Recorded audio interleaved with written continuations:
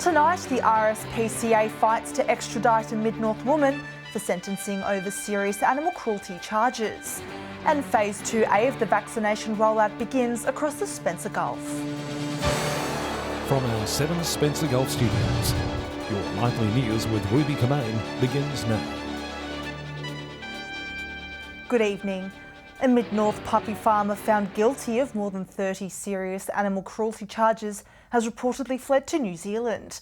RSPCA investigators are now liaising with authorities to have her extradited back to South Australia to face sentencing. And a warning, some viewers may find the following images distressing. Cruelty that shocked the nation. 75 dogs and 45 horses living in squalid conditions at Baruta near Port Pirie.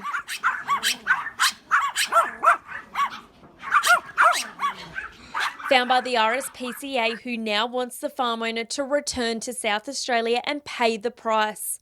It is disappointing. We've done a lot of hard work on this case and a lot of animals have suffered over a long period of time. So we are disappointed that, she's decided to flee the country. The 57-year-old was found guilty of 33 animal cruelty charges and has reportedly failed to appear at her past 4 court hearings. The offending dating back to 2017. Filthy property full of dirt enclosures with bones and just, it was really awful place. Lots of faeces, lots of rotting meat and bones. Officers were forced to put down 4 German Shepherds living in chronic pain and seized a dog and 5 starving horses after returning to the property in 2019. Disappointing that we haven't been able to get that final outcome. The Mid-North woman is still yet to be sentenced. Quite a lot of inquiries as to how that might look and what agencies would need to be involved for us to achieve an extradition. Shari Hams, 7 Spencer Gulf News. Phase 2A of the COVID-19 vaccination rollout is officially underway across the Spencer Gulf, with those aged 50 years and over now eligible. But amid concerns over the safety of the AstraZeneca vaccine, doctors say there has been a decline in the number of people rolling up their sleeves. More South Australians set to get a jab as the state government continues its COVID vaccination rollout. Phase 2A officially commencing today, with those aged 50 and over now eligible for the AstraZeneca jab. So we've probably immunised 700 or 800 people now. We've had no major side effects. We've had some minor side effects. A few people have stayed home for a couple of days with aches and pains. More than 155,000 doses have been administered across the state, with numbers expected to increase following the opening of 3 mass vaccination clinics across metropolitan Adelaide. An AstraZeneca clinic is also now open at the Ceduna Town Hall, set to ramp up the rollout in those aged 50 and over. But regional doctors say there has been a decline in the number of patients rolling up their sleeve. But over the last couple of weeks, there's definitely been a hesitancy about people coming in for their COVID immunisation. The numbers have definitely dropped off. Eligible people under age 50 will soon be given the Pfizer jab, following blood clotting concerns linked to AstraZeneca. Pfizer's already been here, and for frontline workers to some degree, but Pfizer is going to be reintroduced for people under 50. There's still AstraZeneca still being delivered for people under 50 if they want it. Doctors are reminding people to not become complacent, encouraging those eligible to book an appointment and get the jab. And this may go on for a long, long time, and the only way for us to really get out of this situation is for people to be immunised. Katrina Musson, 7 Spencer Gulf News. A man has been arrested after allegedly crashing his car in Port Augusta West over the weekend. Just before 4 a.m. on Saturday, emergency services were called to Stokes Terrace after reports a Toyota sedan had collided with a parked car, pushing it into a house. Police say no one was injured, however the driver allegedly fled the scene. Following investigations, the 26-year-old local man was arrested. Police allege he refused a breath test and was charged with a string of offences. He was issued an instant loss of licence and was bailed to appear in the Port Augusta Magistrates Court next month. A 71-year-old Port Broughton man has been arrested after police found more than 12 kilograms of dried cannabis concealed in sheds, trailers and vehicles around his Mid-North property on Thursday morning. The suspect was charged with trafficking a commercial quantity of cannabis and was bailed to appear in court at the end of the month. A 43-year-old Borough man has been arrested after an alleged break-in at a Leighton property in the state's Mid-North. Between April 20th and 24th, police say sheds at a property were broken into, with a camper trailer and various tools allegedly stolen. Police then attended a Borough address and located the stolen camper in the carport. The search also uncovered ammunition and homemade weapons. The man faced court last week and has since been remanded in custody. Still to come tonight, water flows into another Menindee Lake for the first time in 4 years. And the Flinders Ranges takes one step closer to becoming a World Heritage listed area.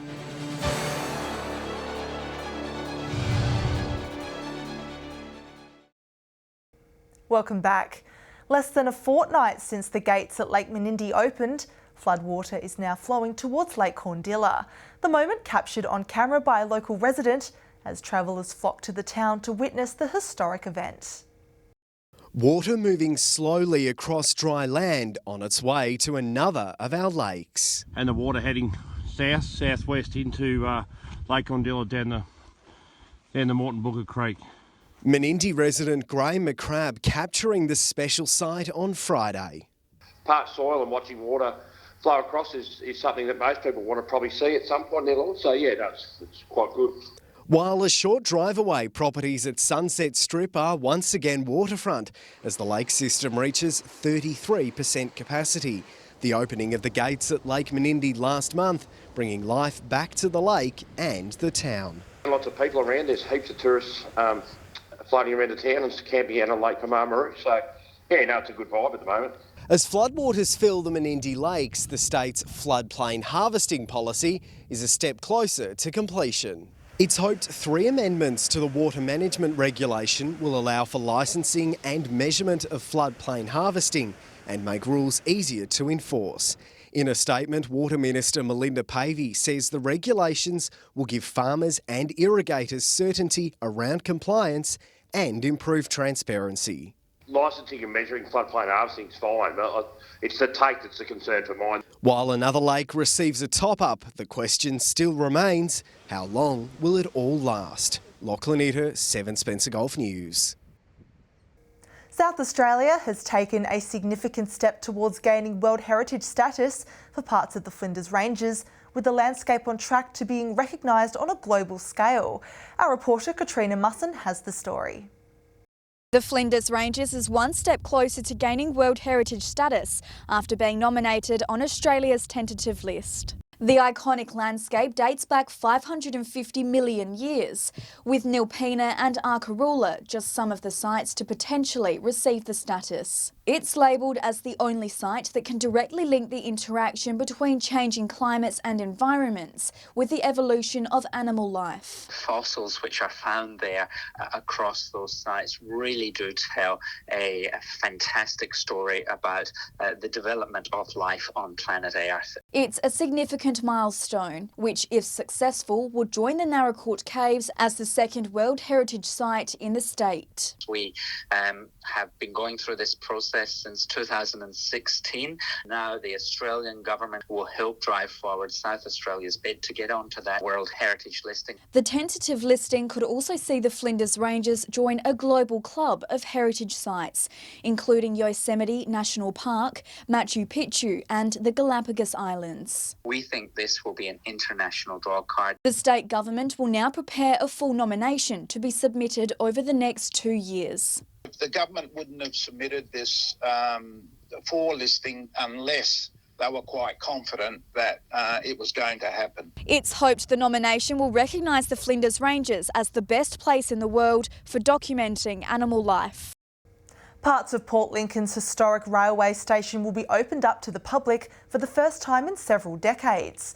Tour groups will get to explore the building as part of this year's History Festival. Locked away from the public, now ready to open. So this is our first opportunity to showcase the top floor to the public. Port Lincoln's historic railway station set to become the centrepiece for this year's History Festival. The top floor of the station has been left abandoned and untouched for years. The festival now unlocking the door to offer locals a rare snapshot of the railway's heyday. Very little has changed since then, and there are some interesting little relics up there. The century-old railway was the lifeblood of Eyre Peninsula, the station at the heart of it all, helping keep the locomotives running, according to historians. We'll show people through, talk about what happened in each room, and describe how the activities in that room related to railway activities right across Eyre Peninsula. A video display will also be running on the ground floor, exploring the changes in grain handling over the years.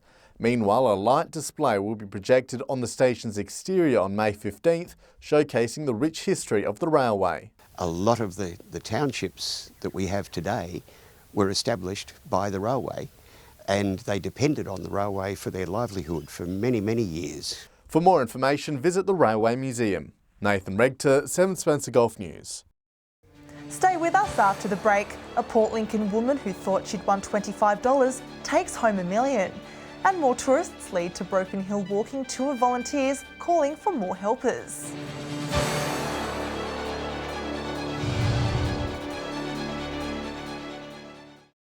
Hello again. A Port Lincoln woman has become a millionaire overnight after scoring Division 1 on Saturday's Lotto. The stunned local originally thought she'd won $25 until someone told her she'd taken home the major prize. As the Powerball numbers fell into the right order, one Port Lincoln woman was blissfully unaware her life was about to change. I am so excited for Port Lincoln and particularly South Australia. We don't get many winners. The local taking out almost $1 million in last night's Lotto prize. Officials calling the winner this morning, but it took some convincing to let her know just how much she had won. She initially thought she'd actually won a $25 prize, so she was a little bit bewildered as to why I was ringing her. But it didn't take long for the penny to drop. So as you can imagine, she was a little bit blown away by the fact that it was actually nearly $1 million.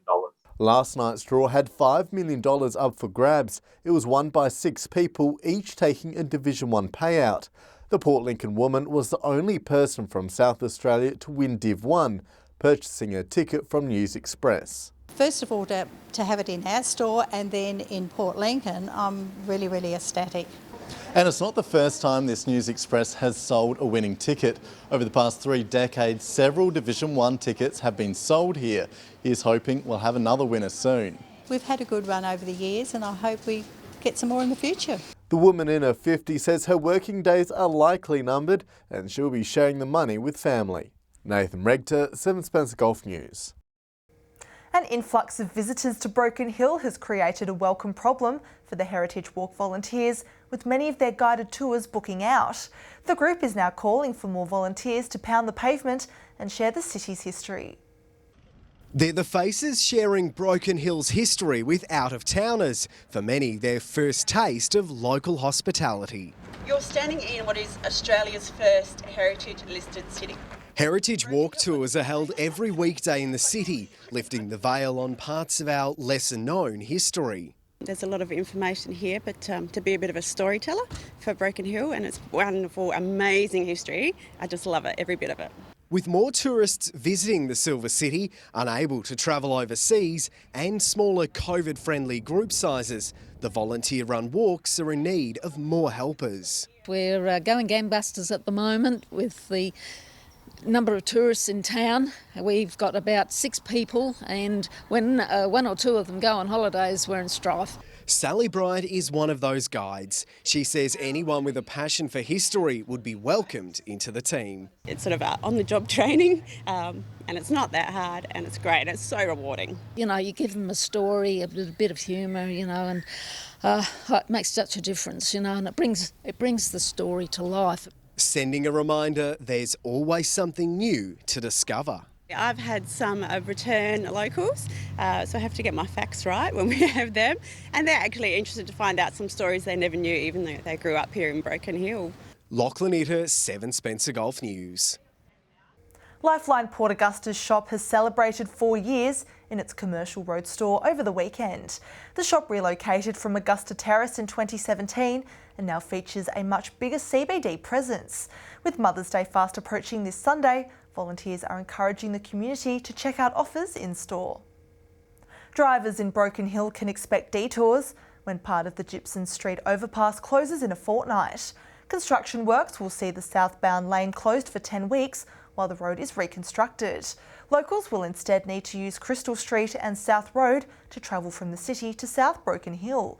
Northbound traffic will be unaffected. Works begin on May 17. We're being reminded to only call 000 in an emergency, with phone lines taken up with non-urgent matters. In the space of 12 months, New South Wales Ambulance received more than 200,000 calls which didn't require a patient to be taken to hospital. Yesterday I took a call that somebody stubbed their toe and they were complaining of how long the ambulance took, but around the corner there was a cardiac arrest and we had to send all our resources there because we need to save a life. Call takers also stressing the importance of staying calm and answering their questions to ensure ambulances can arrive as quickly as possible. Stay with us after the break. We'll bring you all the scores and highlights of weekend footy. And Alex Sykes will join us with weather.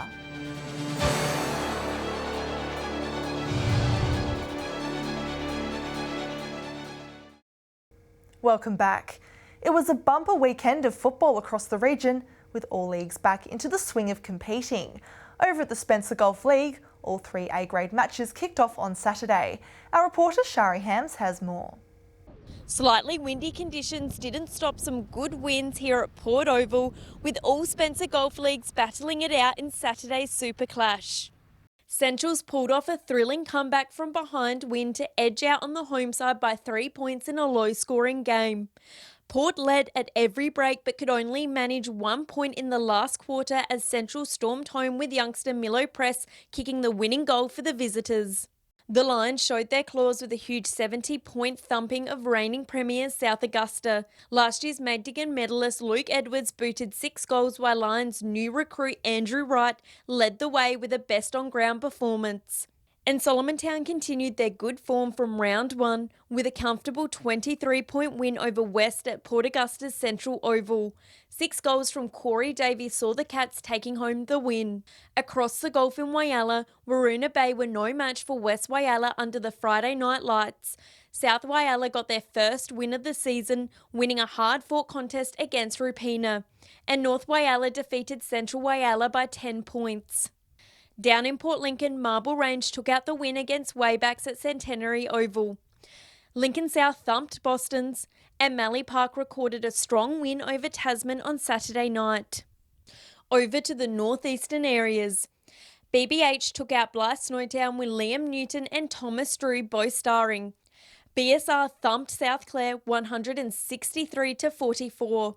North Clare also losing to Minman Nathaniel Lloyd, kicking 3 goals for the Eagles.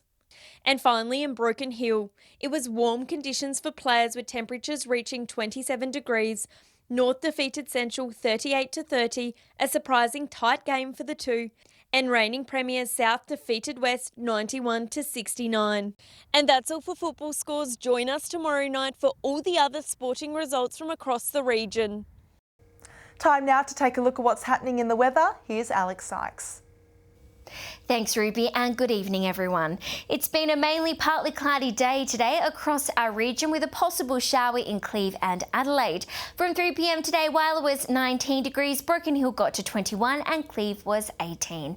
Port Pirie and Woodnett got to 20 degrees, Kadina was 18, Clare got to 15, Port Augusta, Port Lincoln, Adelaide and Coffin Bay all 19, Broken Hill reached 21, Cooper Pedy got to a high of 23 degrees. Taking a look at the satellite image now, a band of cloud is crossing central parts of the state with a broad trough causing patchy rain mainly over pastorals and Flinders. Speckled cloud in the southeast with upper cold air is bringing a few showers. Skies are clearer in the far northeast with a drier air mass. Moving on to tomorrow's weather outlook now, and we'll start with the Gulf waters. A pretty calm day forecast. Southwest to southeasterly winds 10 to 15 knots. Seas around 1 metre, increasing to 1.5 by early evening, and and south to southwesterly swell 1 to 2 metres. Another mainly fine day forecast. Port Lincoln is set to be partly cloudy and 18 degrees. Cleve is set to reach a high of 17. Woodner to top 21. Whyalla is set to reach 18 degrees. Port Augusta 20. Kadina will top 19. Port Pirie set to get to a high of 21. Clare partly cloudy 15 and Broken Hill will reach 16 degrees. Taking a look further through the week now, and partly cloudy conditions forecast on Wednesday. A max of 21 expected in Cooper Pedy, Port Augusta, Port Pirie and Whyalla, 18 in Broken Hill, and it's set to be a max of 19 degrees across the rest of the region. Showers across Woodner, Port Lincoln and Adelaide on Thursday. Partly cloudy across the rest of the Gulf. Cooper Pedy will have the region's top of 26 degrees, while 21 degrees will be the Gulf's lowest temperature. Similar conditions again forecast on Friday with slightly cooler conditions. Showers in Woodner, Port Pirie, Kadina, Port Lincoln and Adelaide. Partly cloudy across the rest of the region. Cooper Pedy and Broken Hill will both be a max of 23. Port Augusta will get to a high of 24 degrees, the region's top forecast, while 20 degrees is set to be the region's lowest temperature. So Ruby, we will have to get the rain jacket out this week, with some parts to experience quite a few showers, but great news for the garden. And that's all the weather from me for tonight. Back to you. Wonderful, thanks for that, Alex. And that's the local news this Monday evening. Thanks for joining us. I'll have updates later. Until then, enjoy your evening. Good night.